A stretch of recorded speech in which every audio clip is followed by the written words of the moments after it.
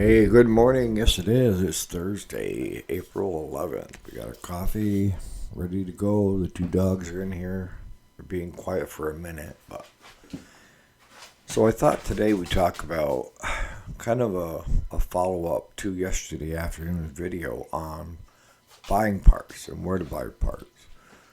And, one of the examples that I'm going to use is kind of, I think, Peter, you mentioned it about the tires and how a wholesaler started undercutting all you guys. It's more common than you think. Hang tight.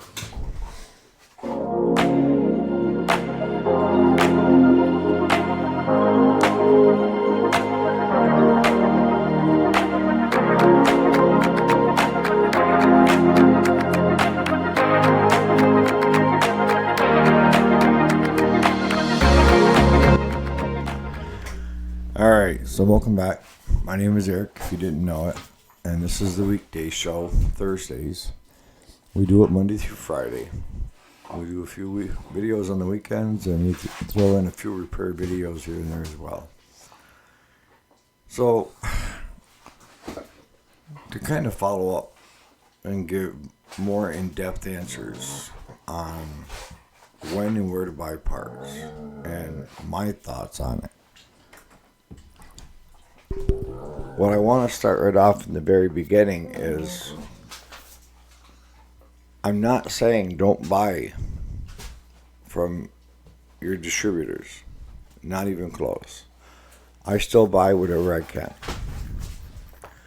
But in this day and age, we as shop owners have to be realistic. And we have to run our business as a business.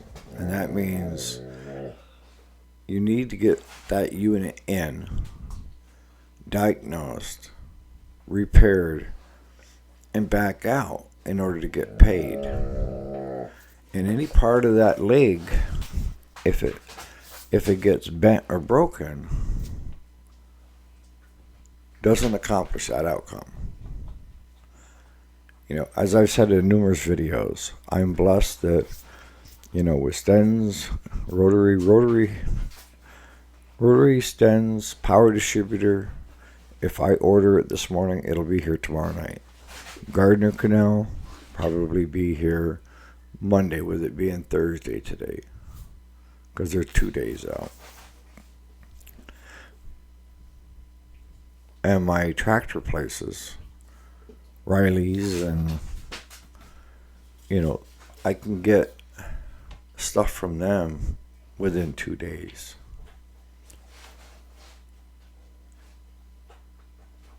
But I also have to look at what are they charging. And when it comes to your distributors, your sales reps, your employees and all that, they're not out to get you. Your sales rep may be out to get you to buy as many parts as possible, but that's typical with most sales reps. They tell you you need it more than you think you need it, right? But no, I've been blessed to have great sales reps. But it comes down to whether the repair bill is reasonable or it's not. And depending upon how you're ordering, if you're not ordering direct through the main distributor and you're going through a local distributor, which I refuse to, is you're waiting for them to get enough to order to save on shipping and everything else, right? So you may put your order in with a Monday, and they may never place the order till Friday or next Monday. And then you got the shipping time to get it from the main warehouse to the local distributor. And then they're going to charge you, right? At least mine did. Charges to ship it to us. And if you want it direct shipped, or they just drop ship it to you, then there's an additional fee, which makes no sense.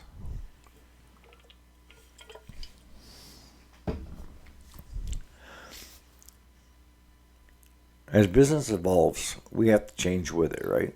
And we have to update how we do things. And if you haven't already incorporated buying parts that are readily available on eBay or Amazon from Chinese sellers, the low-end ones, you're missing the boat. And I don't mean this in a bad way. I mean, you could be saving you and your customer money, because that's where your distributors and warehousing are getting theirs. They don't manufacture their own parts. They have it done in China by Chinese people, by the government of China, under the rules of the government of China. So you're just basically cutting out the middleman. You're going directly to the source. And as you get closer to the source, it gets cheaper, right? Sometimes.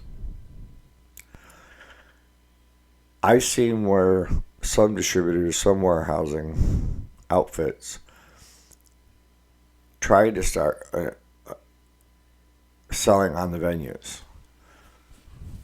And what they did was they tried selling at or above what their customers were selling it for, so that you weren't competing on price. But there were some others that were just the opposite, that they were selling it to your customer, because that's where your customer is, selling it to them at or below what they're charging you for it.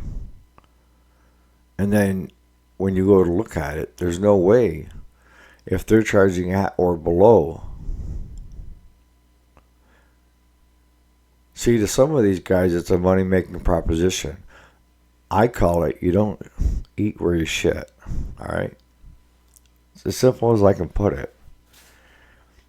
Is you either have to decide whether you're going to be a warehouse distributor or a seller. One or the other. You can't be both. And that's what some of these guys try to do, some of these companies.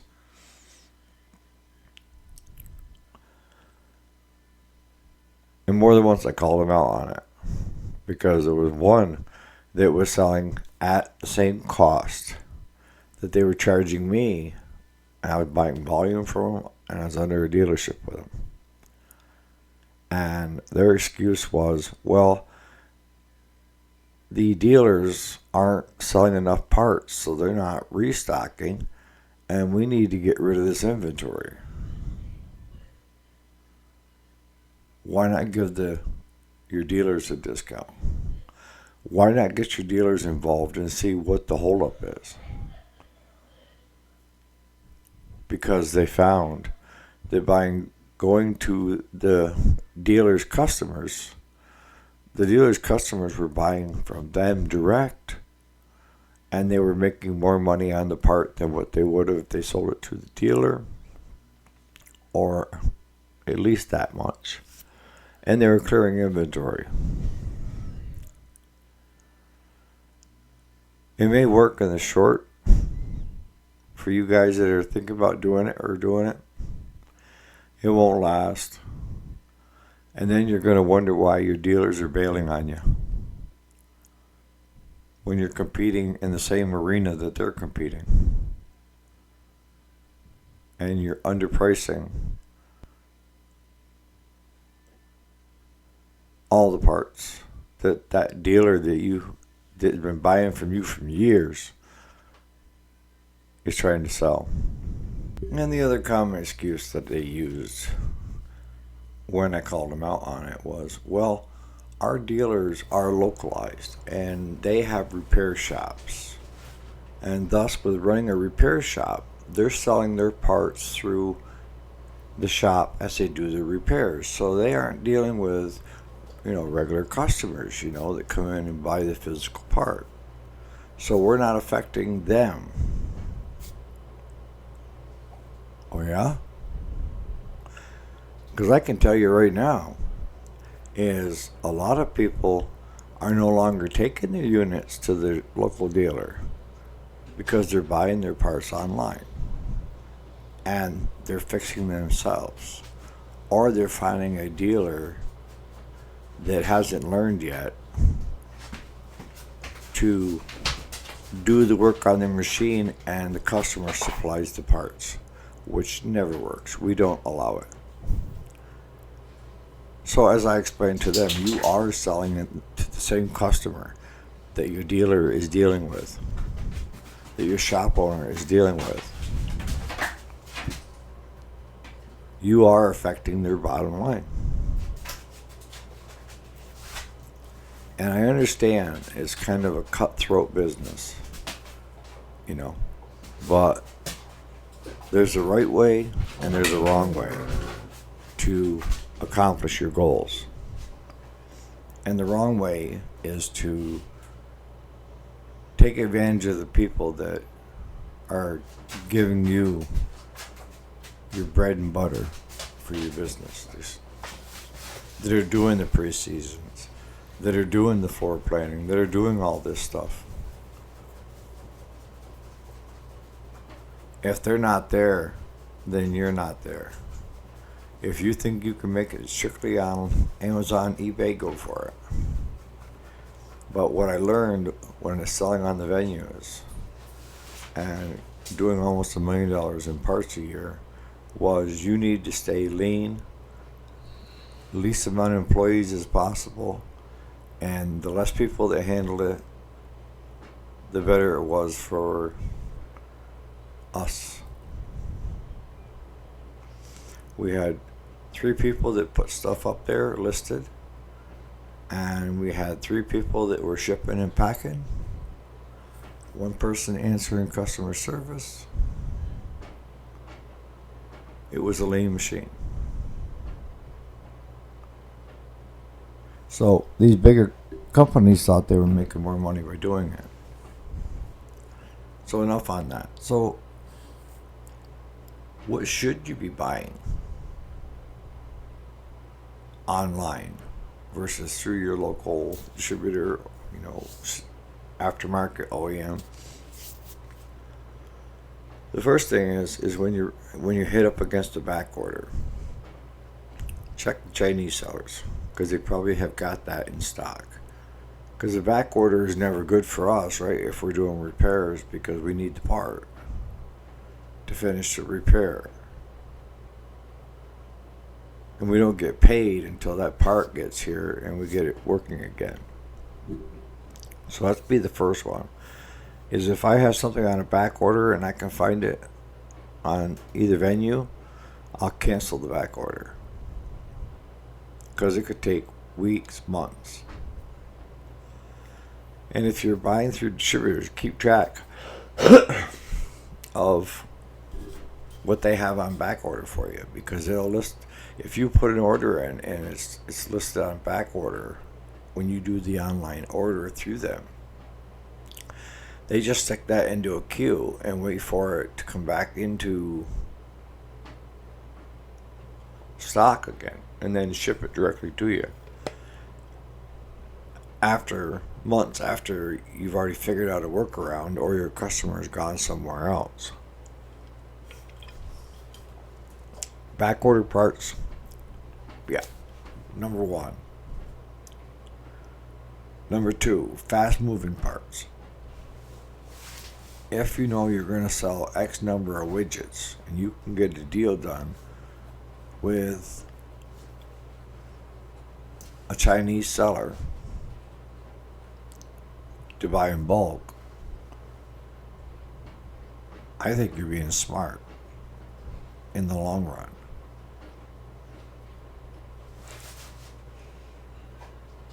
Because right now, they are willing to work with you on all of your needs. because they've actually seen a slowdown in sales. Yeah. Some of the things that I would stay away from: lawnmower blades. Stens and Rotary have some of the best lawnmower blades out there. And I think Blanc is probably your biggest. It's a U.S. Canadian company. And prior to that, we were running into a lot of problems. And this came from Stens. And Stens was trying to bring it in, their lawnmower blades, in from China. And I don't know if it didn't go through a heat treatment or what it did. But you could flex. They were so thin and you could flex them. And we had more than one customer come in within a couple of weeks and have a bent lawnmower blade. And we just assumed that the customer hit something. The blades were just, bent right over. And I threw a set onto one of my mowers, zero turn. Did the same thing. So Stens was good about it. They were willing to take back any blade that we had, which we sent everything back that hadn't been damaged. We ate the cost to replace the blades to our customers because it wasn't their fault either. And that's when Stens stopped buying overseas blades and started buying the really thick quality lawnmower blades you see here in the U.S. and Canada. And Rotary did the same thing. So the other thing is even if the blade wasn't flexing, it wasn't that thick. And our customer would be lucky to get through a season with these blades. Now, with the blades that we sell and carry from those two companies, I'm pretty confident that our customer can make it through the summer. The only places that we have issues are like where it's really sandy and it's like sandpaper constantly on them blades if they got a very big yard. And those guys will order 2 sets in the spring.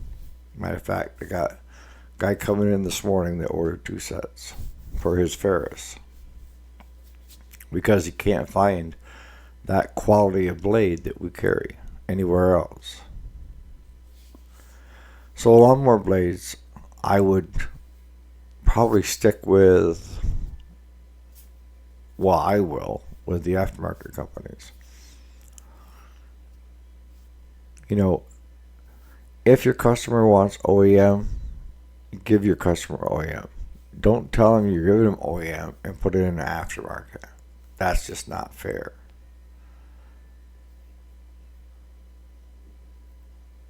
But what we're finding is that if we can get the part cheaper, we can pass that on to our customer. And in the end, we're helping them with their disposable income issue because with inflation and everything else, they've gone backwards and their money isn't worth what it used to be. We're able to do it at a cheaper price and still guarantee that mower for the summer, unless they do something asinine with it. So I'm going to start wrapping this up. It's up to you of how you want to do it, whether you buy from the Chinese sellers or you buy from the Chinese sellers and your distributors or just distributors. It's your company, you run it the way you feel you need to. But I think you're missing the boat if you don't utilize what's there to save you and your customer money. And I don't think you're cheapening out for the customer.